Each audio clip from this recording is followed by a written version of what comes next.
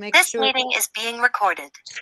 make sure there's clean pillowcases on the pillows, and make sure if they get blood on them or any kind of bodily fluid on them, change them. Okay, change the pillowcases.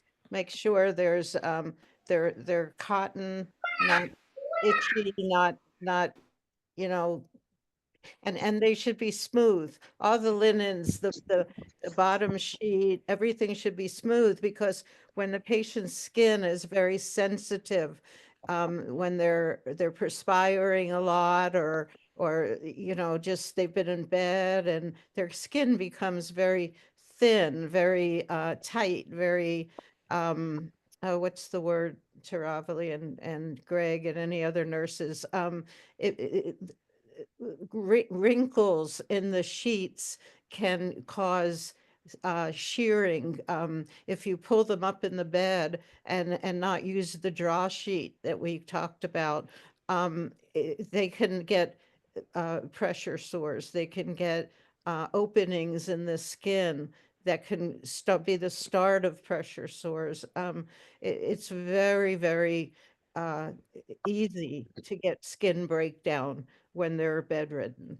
So you have to turn them at least every 2 hours and keep pillows between their bony prominences, their bony areas, so they're not rubbing up against each other and causing that friction.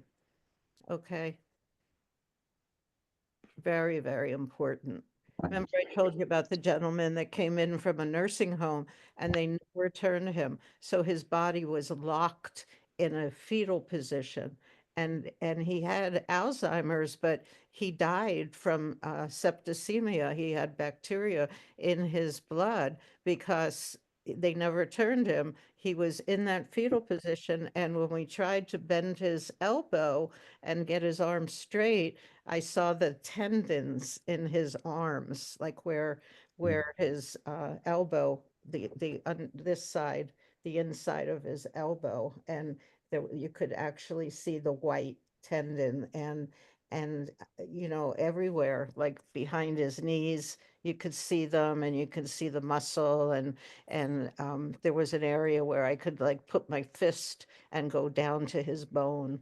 It was that bad. They were stage threes and fours. So that's what he died from. There was no reason for him to go down like that. No reason. It was just poor care. And it does go on in America a lot in the nursing homes. Nursing homes get a bad reputation. There are some very good ones, but there are some really bad ones.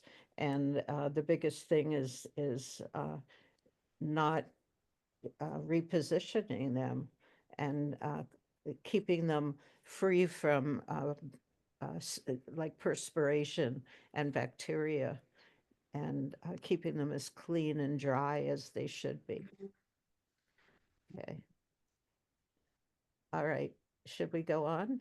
Yeah, sure. Is there anyone who would like to read? Hey. Anybody? All right, Paul, I'm happy to start. Great, Okay, thank thank you. you. That's okay. Okay, so what can be done to avoid pressure sores? Back to basics. Use a draw sheet to lift and reposition the patient. Never pull the patient up in bed, as the friction and shearing will cause skin and capillary damage. Reposition the patient at least every 2 hours. Have plenty of soft pillows with clean pillowcases on hand. If in a side-lying position, bend the patient's knees and place a pillow between them so the sides of his knees are not rubbing together. Place a pillow under the head and dependent shoulder.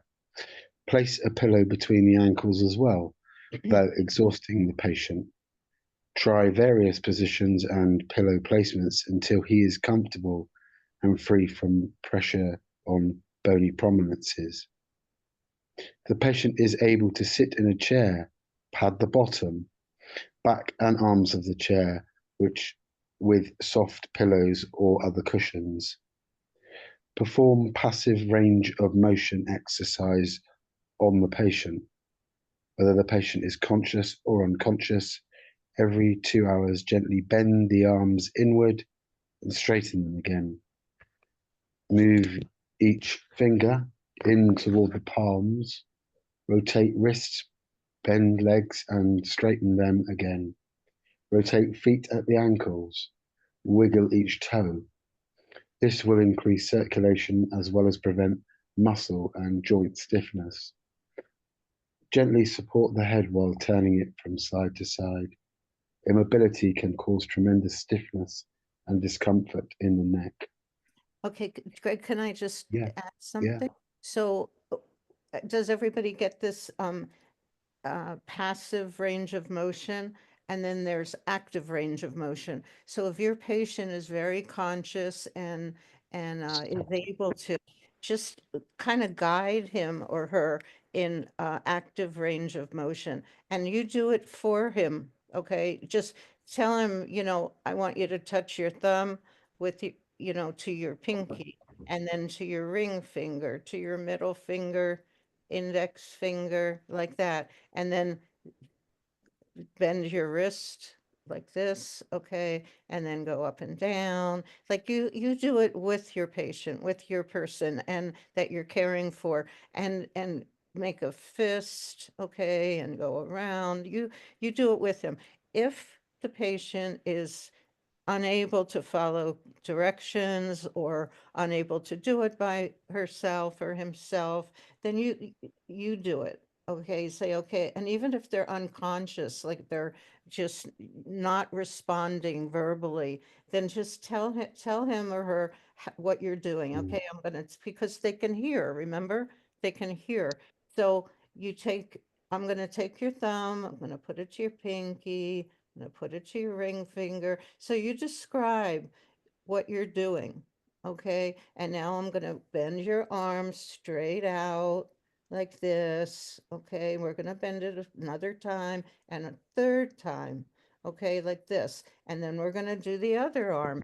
And you explain each time, and then do the leg and bend it. It's so important, or they're gonna wind up in a fetal position, locked in that position. And then it's just too late. These decubitus ulcers, these pressure sores are going to form, and Mm. there's nothing you can do. So catch it before they start. And this is a good way to do it. Okay. It only takes a few minutes every couple of hours. It doesn't take very long, or you can do it if you're there, taking a shift on if you're part of the Vaishnava's care team that you're all going to be on, or you're all going to start in your community, then, write it down. Like in chapter 2, we have a chart, a volunteers chart. You make copies of it. You put down there, yes, I did rotate, I did a little exercise with him or her, and then you pass it on to the next person that comes to visit the patient. Okay? All right. I'm sorry. Go ahead, Greg. No, that's okay. I think, yeah, in addition, it's just all about comfort and keeping people pain free, isn't it? If you're able to, if somebody's laying still for a long period of time, they're going to get stiff. So just to kind of alleviate any of that, it makes it a lot easier for the patient, doesn't it? Yes. Can you imagine just laying there and not able to speak, and you just like, somebody please turn me, and you Mm. can't say it. It's just a nightmare. Okay, go ahead, please. Consider using a foam egg crate mattress over the existing mattress. Always cover this with a bed sheet so the foam does not irritate the skin. Foam egg crate mattresses are not expensive and can be purchased at most department stores. They provide a little extra cushioning and allow more air to circulate under and around the skin. If the patient is on a home hospice program, the hospice may provide one or may suggest another type of specialty mattress, such as an air mattress, to prevent or treat existing Okay, so you can get an egg crate. Is that what they're called where you are over in the United Kingdom? Is Greg? No, no, yeah. I mean, we have various different mattresses at different grades depending on a person's say Waterloo score. so what their risk of potential pressure damage is. So they'll range from high airflow mattresses to lower form. I can't remember if we have the egg crate ones, but definitely foam ones Oh, are and used it looks, here as well. yes, yes. And here in the US, they have it at Walmart. I mean, Walmart, they're not my favorite people, All right. but they do No, sell them all different, twin size, double size, king size, and they sell them at Walmart. So yeah. they're not difficult to get here. And also if you're on hospice, like it says, then they'll provide it for the patient. And it's your first line of defense when it comes to Mm, pressure sores is the egg crate mattress. And then as things progress or mm, the patient is more bedridden, the hospice may provide an air mattress, which is a very techy mattress that goes on top of the mattress you're on or the hospital bed that they might provide for you in your home. And it's like if you can picture like a motor at the end of the bed, and then you have your puffy mattress it just keeps puffing in air. I don't know if I'm providing if I'm providing a good explanation, but it's filled with air, and then it sort of goes in and out and in and out. And so the pressure of the air is going in and out. And so therefore, there's not a lot of pressure on your skin. It's what's another way to describe it, you guys, all the nurses here. Um, it's like a water bed. Does anybody remember the old fashioned in the 60s and 70s water beds? And it kind of flows in and out, it's filled with water, and oh, everybody's looking at me like I'm an old hippie, which I am, but but you'd lay in the water bed, it would go like yeah, waves, like you were surfing or laying in yeah. the ocean. And so that's kind of what a water bed, not a water bed, an air mattress is like. And there's a little motor at the end of your bed. Yeah, yeah, because it's kind of like this, so that It's like airflow like that in different chambers to, um, yeah, air is pushed through, and then there's no air, so it kind of gives that, I guess, that egg crate type of effect. So you've got air underneath, so that it right. can pass through. Yes, yes. So literally, there's air moving all the time. The egg Mm, crate is just a foam that sits there, mm, but the air mattress is actually motorized, and yeah. it really does help. But you have to get it right at the good times before the skin breakdown happens. Mm, It's prophylactic, you have to do it before it starts to break down, and then they help. They really do. It's a matter of, but you still need to reposition the patient. mm. You still need to do it. Okay, go ahead. I'm sorry. It's okay. Protective heel pads are available at most medical supply stores or may be provided by your hospice nurse. They're usually made from thick padded cotton. Many are machine washable. Similar protective pads are available for elbows as well. Heels are especially vulnerable to pressure sores. Check the bottom of your patient's heels often for redness or opening in the skin. Keep them moisturized and protected from dry and cracking skin. If heel pads are unavailable, you can improvise by wrapping a soft, thick piece of material under and around the patient's heel and securing it on the top of the foot with a small piece of Velcro-like material.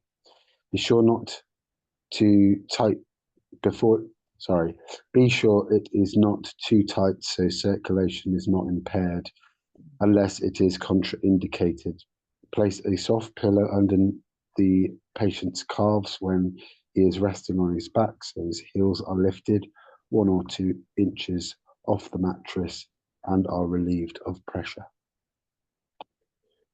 Keep the bed clean with sheets tucked in tightly to avoid wrinkles against fragile skin. Mm. Keep your patient's skin clean and dry. Offer gentle back rubs with a moisturizing lotion to improve circulation and provide comfort. Moisturize bony areas such as in ankles, shoulder blades, and knees. Bacteria will increase the risk of skin breaking down and infection.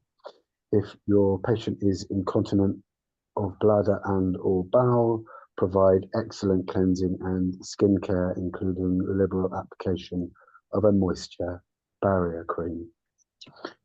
If nutritional intake is poor, provide daily doses of vitamin C to maintain collagen and connective tissue in the skin. Zinc gluconate tablets can be helpful as well for healing skin. And again, never give anything, even over the counter, even a vitamin, without talking to the hospice nurse or doctor. Okay. Personal care will take many forms and can include such simple acts as placing a cool cloth on the patient's forehead or lightly stroking her arm for reassurance. It is intimate and should be performed with the utmost regard for your patient's dignity. Though it is often non-verbal, if done correctly, it will convey to your patient an important message of caring and respect. I had a really good friend, a devotee here, who lived in the temple for 25 years. And when she was in um, a place, a care place, so that she could get better and come back to the temple, I would go there and I would bring a moisturizer that smelled like lavender. It had lavender oil in it, and that's a very calming oil. And I would massage her, and she had two cats at the temple. She loved cats. So every time I would massage her with this lavender oil, she would start to purr like a cat. She was so content with me just touch.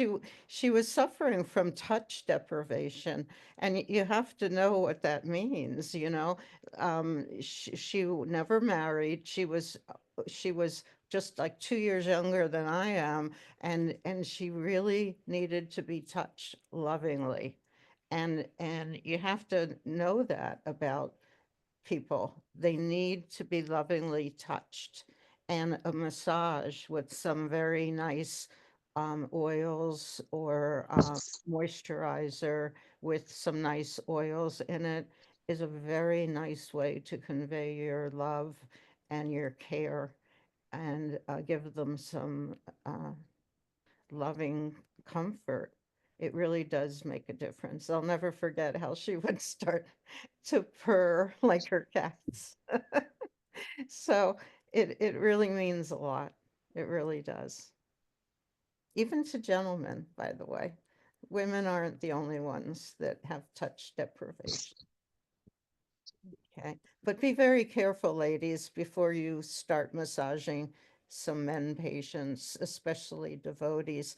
Consider the ashram, okay, if they're brahmacharis, and definitely sannyasis. I have taken care of sannyasi gurus, and be very, very conscious of the ashram you're dealing with, okay, and what is appropriate and what is not.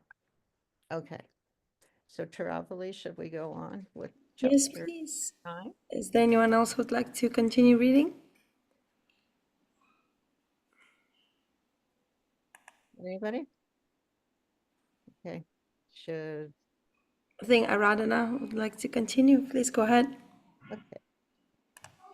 Hare Krishna. Hare Krishna. Hare Krishna. So we're chapter 9, correct? Yes. Complementary therapies for comfort care. This chapter addresses some complementary therapies that can be implemented in conjunction with the current medical regimen of the terminally ill patient. Whether the patient prefers the use of conventional allopathic medicine, see chapter 7, or alternative treatments such as homeopathic, herbal, or Ayurvedic medicine, the pain that every terminally ill patient is burdened with should be relieved so the remainder of his days can be spent in peaceful meditation on the lotus feet of the Lord. After consulting with the patient's physician or hospice nurse, To be sure there are no contraindications, the following complementary therapies can be tried and, if effective, can be administered alongside current medical treatment to provide additional relief from various discomforts. The complementary therapies discussed below should never be considered as a replacement for medications to relieve the severe pain experienced in a terminal illness. Relaxation techniques. Relaxation techniques can reduce the anxiety associated with chronic pain and assist the patient in coping with the stressors associated with a poor prognosis. When successful, relaxation techniques can relieve physical signs of anxiety, such as a rapid heartbeat and increased respirations. Two types of relaxation therapies, guided imagery and music therapy, follow. Guided imagery.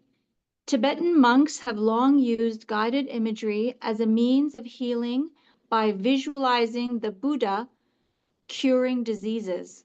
Historically, people in various cultures have found ways to alter their sense of consciousness to enhance their inner lives and as a means to physically, emotionally, and spiritually heal. At present, guided imagery is used in many therapeutic settings to relieve anxiety, depression, headache, insomnia, and to treat symptoms often exhibited in cancer patients, such as nausea and vomiting, anorexia, digestive disorders, and itching, often a side effect of pain medications. Guided imagery can assist a patient to better cope with pain and alleviate nausea in chemotherapy patients. It utilizes the power of the mind to promote tranquility and a sense of general well-being. It has been effective in decreasing anxiety in patients prior to surgical procedures and to hasten post-operative recovery. Guided imagery can lower blood pressure and decrease heart rate. It has been documented to affect brain wave activity, skin temperature, and vascular constriction. In a hospice setting, it is often used by practitioners to relax patients and to decrease symptoms such as nausea and headache. Certified practitioners of guided imagery are those who have completed an extensive program of coursework, although many hospice nurses successfully perform some form of guided imagery as a means of calming their patients. As with other relaxation techniques, guided imagery should complement, never replace, other therapies instituted by the patient's physician. Guided imagery is based on the principle that images created in the mind can be almost as real as actual external events. It is the use of a person's imagination to create mental images that can involve all of the senses. The more vividly someone is able to imagine a scene, called image generation, the more receptive that person will be to guided imagery. An even more important skill required by the patient is the ability to become absorbed in sensory or imaginative experiences. This trait is called absorption. People with powerful imaginations have the ability to connect so intensely with a particular mental image that they are able to experience smells, tastes, sounds, and tactile sensations. During a guided imagery exercise, the patient actually senses the image, not just visualizes it. Music can sometimes increase the effects of imagery, as can a scent that may elicit a specific memory. In addition, imagery combined with therapeutic massage and rhythmic breathing may be helpful to relax your patient. Proponents of guided imagery maintain that there are many correct ways to perform this mind-body intervention, and that the more it is practiced, the more the practitioner and patient will benefit. Do you want me to keep going, or do you want to give someone else a chance? You want me to keep going? Please. I Basic, can read. basic, sorry. It's okay. After her, after you. Oh, okay, sure. Basically, there are three types of guided imagery. The first type, stress reduction and relaxation guided imagery, is the one practiced by most nurses unless they have more in-depth training. It is used to decrease generalized anxiety caused by the anticipation of a medical procedure, pain reduction, nausea, insomnia, and itchiness. The second type of guided imagery, called directed active guided imagery, is based on the idea that the imagination speaks in pictures, symbols, and metaphors. The practitioner must understand the language of the unconscious mind and adapt metaphors and create pictures and symbols to help with the specific needs of the patient. For example, imagining yourself crossing a bridge can symbolize leaving something behind, perhaps something unpleasant, and entering a new beginning in one's life. The third type of guided imagery is called insight-oriented guided imagery. Briefly, this involves the patient interacting with an imaginary wise personality as directed by the person leading the guided imagery session. The patient may ask this wise, quote unquote, wise person what is needed to feel better or how he can better cope with his illness. Often the guide may encourage the patient to re-enter a dream he had while sleeping to further explore its meaning. Whatever type of guided imagery you will be performing, plan sufficient time for the guided imagery therapy session and be sure there will be no interruptions. The first type of imagery used for stress reduction and relaxation can take 1 to 2 minutes or up to 20 minutes or longer. Create a peaceful atmosphere for the patient by dimming bright lights and reducing environmental noise as much as possible. Background sound vibration can include Srila Prabhupada's japa meditation tape or a soft bhajan. If the patient prefers, the room can remain silent except for your calming voice. Assist the patient into a comfortable position. Explain that when the first phase is completed, her entire body should feel relaxed and her mind calm. This exercise works best when the patient's eyes are closed. Exact wording and sequence of coaching can be modified according to personal preference and the consciousness of your patient. The caregiver should speak in a soft, monotone voice to induce a sense of calm. The following exercise combines a form of rhythmic breathing along with guided imagery. But rhythmic breathing does not have to be included if it causes any distress for your patient. If the patient exhibits any shortness of breath related to anxiety, it would be beneficial to quote unquote talk him down, so to speak, by helping him to slow each breath. Sit close to your patient. While directly facing him, slowly breathe in and out, encouraging him to follow your rhythm.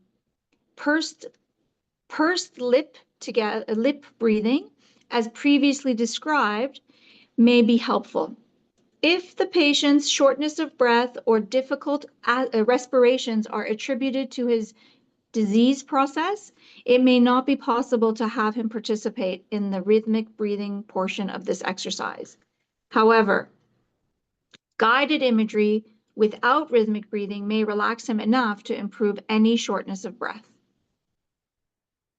I think somebody else wanted to read. There was another devotee. Yes, Shalagram. Hare Krishna. Taravali, we have this guided imagery on this page 157. Do we want to try doing this with all of the readers today as an example? Yeah. Nice. Whatever. Would Yeah, sure. anybody Why like not? that? Yes, and then Shalagram can read after this exercise? Yeah. Yeah, sound good, everybody? Yes? Sounds good. Yes. Yeah, okay. It's wonderful. Yeah. Okay, so can everybody just kind of relax? Um, should I do this or Travel? You want to do it? No, no, please go ahead. Yeah. Oh, really? Okay, all right. And then you can do if we, okay, we'll do this one. Okay. Um, so everybody, I just want you to just relax, kind of sit back in a comfortable position. Don't look at the computer. In fact, you should get away from the computer. Kind of move back.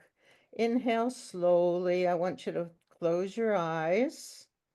Close your eyes and inhale slowly through your nose. While you exhale, I want you to relax your feet. Put them flat on the floor wherever you feel comfortable. Relax first your right foot, and then I want you to relax your left foot. Just, just feel the muscles relax, the toes. If you have to wiggle them a little bit, do so. Whatever relaxation means to you. Slowly breathe in and out as you feel your toes and ankles relax. With each breath, breathe calmness in and anxiety out. Breathe in the calm and breathe out the anxiety. Breathe in and breathe out. Breathe in the calm and breathe out the anxiety.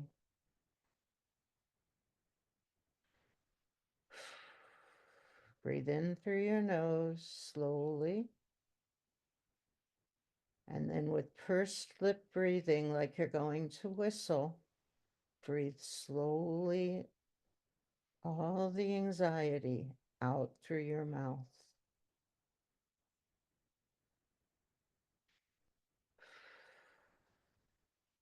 Now concentrate on releasing any tension in your back, the back of the calves. First the right calf and then the left.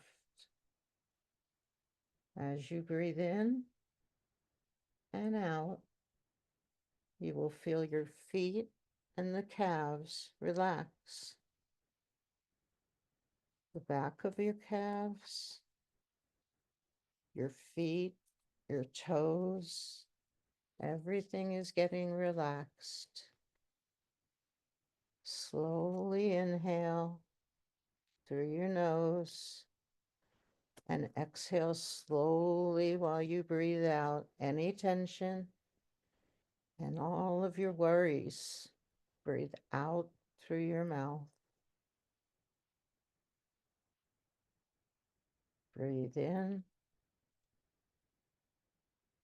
Breathe out all of your tension and all of your worries.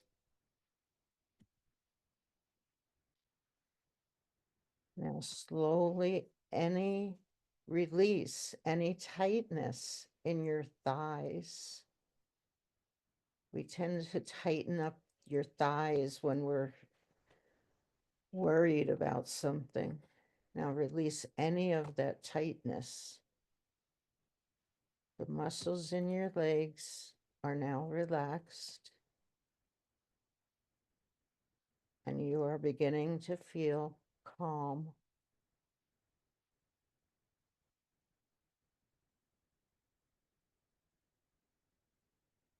Okay. Now feel the muscles release in your abdomen. Slowly breathe in and out.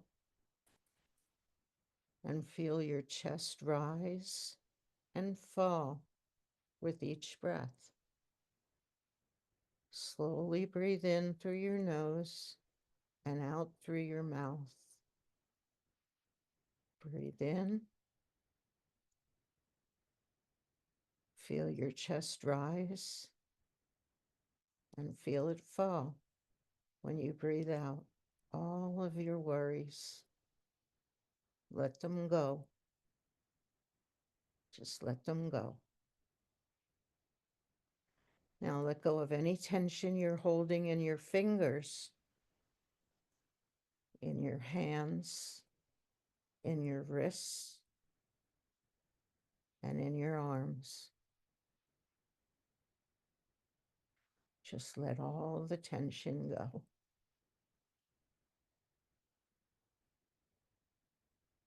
Relax your shoulders.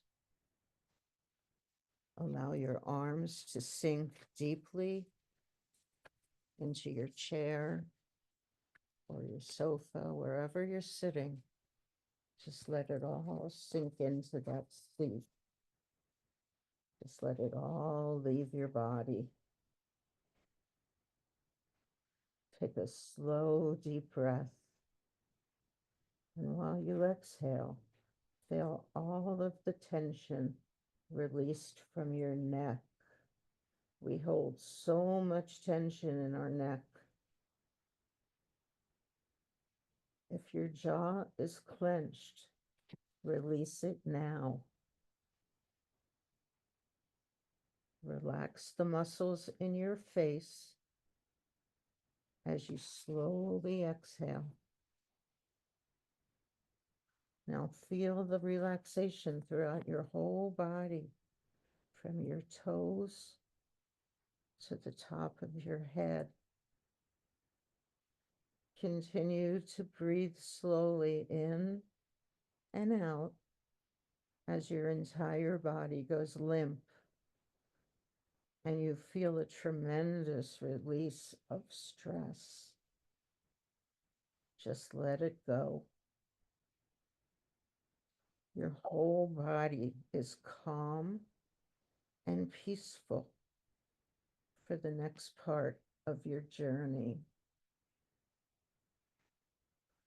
During the next phase, I want you to go to a place where you feel safe and warm and tranquil. Perhaps you're in a holy place in India where you once traveled. Perhaps you're on a beach where it's nice and sunny and the sand is soft and clean and it feels so peaceful. Or you're on a mountain, or you're in a field of tall grass on a farm. Wherever your safe place is, I want you to go there now.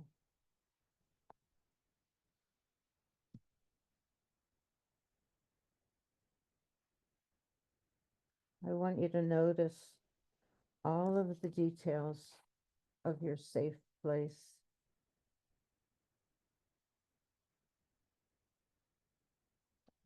I want you to hear the sounds. Do you hear birds? Do you hear cows? Do you hear water? Do you hear the waves if you're at the beach? Wherever you are, I want you to hear the sounds. I want you to smell the scent of your safe place. Feel the warmth of the sun on your face.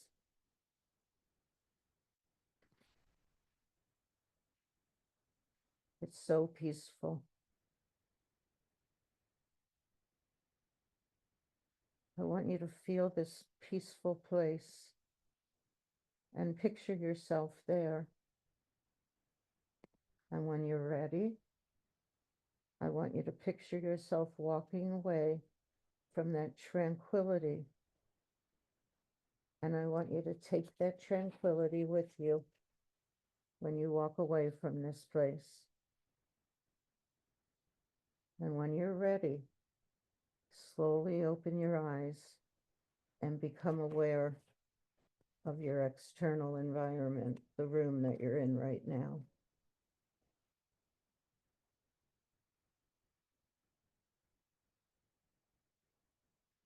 And take that peaceful, tranquil feeling with you.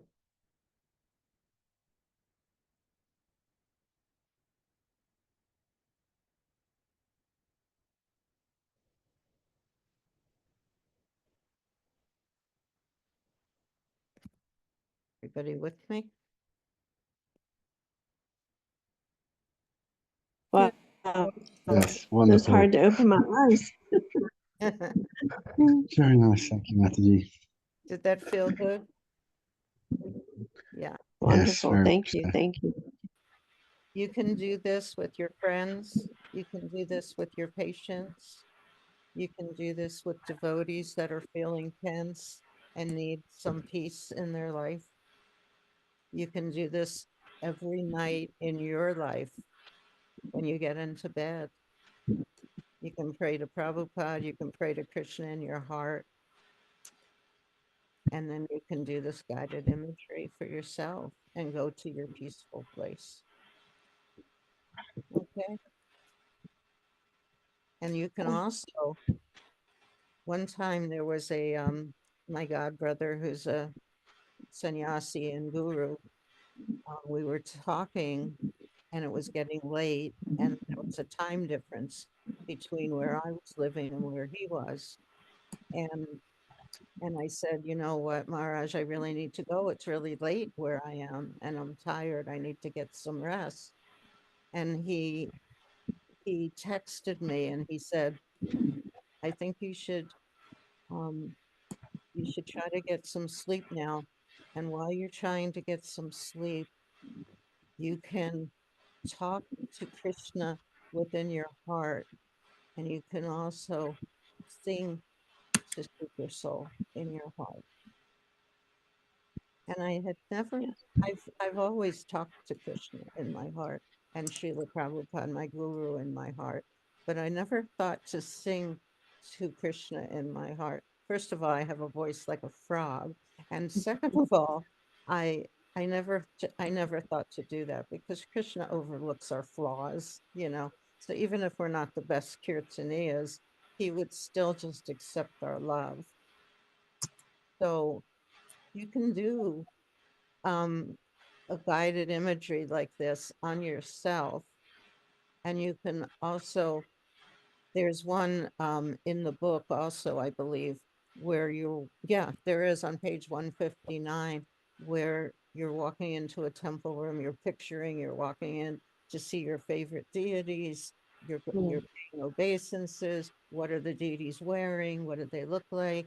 And then you're going up and you're offering a flower to them. You know, there's all kinds of guided imageries you can do, not just for others, but for yourself. And you'll feel it's really, really calming, very much so. So try these, okay? And try them on yourself, okay?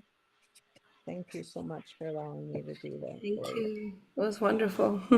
And I know you do that also in each of your seminars that you give, so We do them for the seminars as amazing. well. Okay, Maybe so we can just, Shalagram, you're on a read? yeah, just finish up until music therapy and then we'll continue next week. Okay, Yeah, all right. thank you.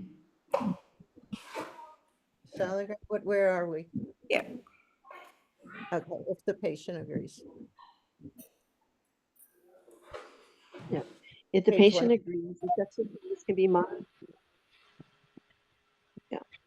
If the patient agrees, this exercise can be modified to increase his meditation on the deity of the Lord. Ask him which deities he would like to visit.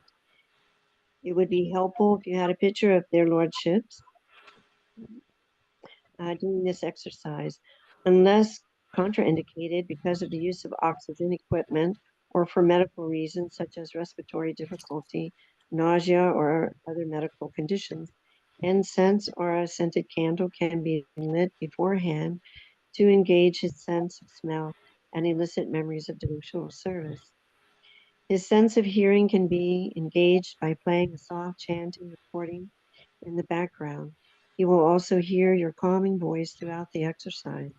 After assisting your patient into a comfortable position and performing the initial breathing and relaxation exercise as described above, encourage him to visualize himself entering a temple, paying obeisances, and then taking darshan of the deities. Using the picture of the deities, start at the lotus feet of the Lord and describe the detail what is seen. Can you see the tulsi leaves placed on the Lord's moonlight toes? What is the Lord wearing? Describe the color of his dhoti, the brilliance of his jewels, and the opulence of his crown. Describe in which direction the Lord's peacock. I have to move it up. I can't. That's it. Okay, let's see. The Lord's peacock feather is facing. Describe the alternating colors and sweet fragrance in the Lord's flower garland. Is Krishna's flute gold or silver?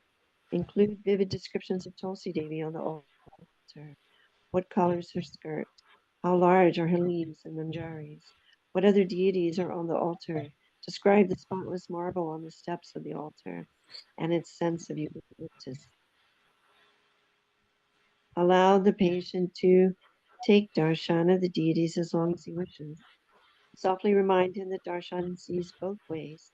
He is happy to see the Lord, and the Lord is even happier that his dear devotee has come to visit him. Near the altar, there is a bright silver tray piled with multicolored flower petals. Pick up a handful of petals and offer them to the Lord's lotus feet. Tell him,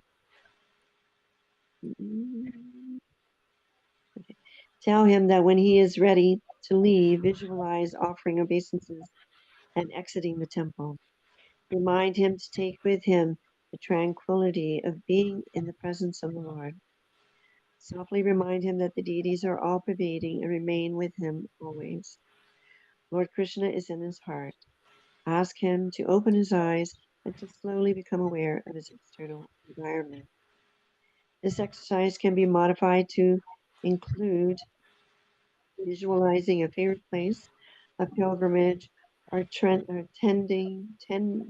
rendering much loved devotional service to the patient. Sorry, much loved devotional service that the patient is now physically incapable of performing, or meditating on attending a favorite festival, such as Rath Yatra or Govardhan Puja. It is up to the patient to choose her place and activity for obtaining peace. For your patient, an imaginary walk along a peaceful beach while overlooking the ocean waves and sitting in a meadow filled with wild flowers, or a hike to a favorite mountain may prove relaxing. Whichever image you guide your patient to visualize, this technique takes time, but its benefits will be well worth it. Thank Sorry. you so much. See, it really, really works. Guided imagery can really relax someone, as you just found out. And there's so many different techniques, so many. So, um, if you meditate on this and you actually do it on yourself, you'll find so many ways to relax your patient. Whatever works on you will probably work on your patient. Okay. I'm sure you can think of a lot of different guided imageries to do with devotees or others. Doesn't have to just be with devotees. I've done this on non-devotee patients in the hospice.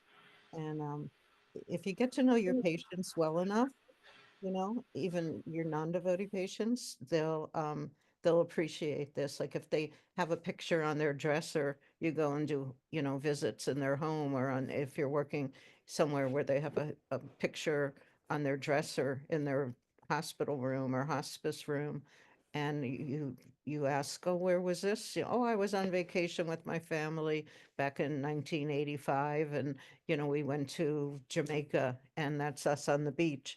You can do a guided imagery with that person where, you take them back to the beach in Jamaica, you know. And even if you've never been to Jamaica, you can look at the picture and figure it out, you know, what it's like there, and bring her back to that place, you know. And she'll really, believe me, they do appreciate that. They really do. So you're bringing them to a place where they have a wonderful memory, and they will really appreciate you doing this for them. Okay, we're running late. I really appreciate you allowing me to do that guided imagery with you. I hope it was nice, and have a wonderful week. Stay safe, stay warm if you're in a cold part of the world, and we'll see you next week. Okay. Yes, just a reminder that next week is a Q&A session. Um, yeah, Is- because we didn't What have, is um, it? sorry? What is it? Next week is a Q&A session instead of the reading session. Oh, Q&A? Yeah, I'm getting so deaf. Okay. All right, Q&A. yes. Yay. And also, I'm not sure if the audience saw, but we have an upcoming webinar on March 1st.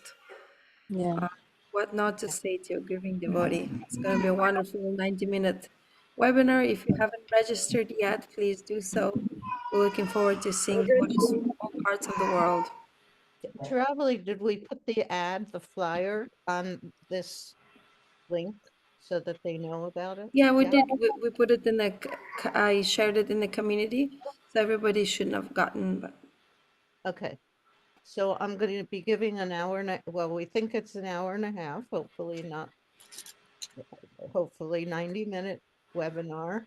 No charge. We're just asking everybody to jump in. It's about what not to say. What is it? Taravali's husband is a yes, market. what not to say. What Well-meaning words gone wrong. What not to say to a grieving devotee.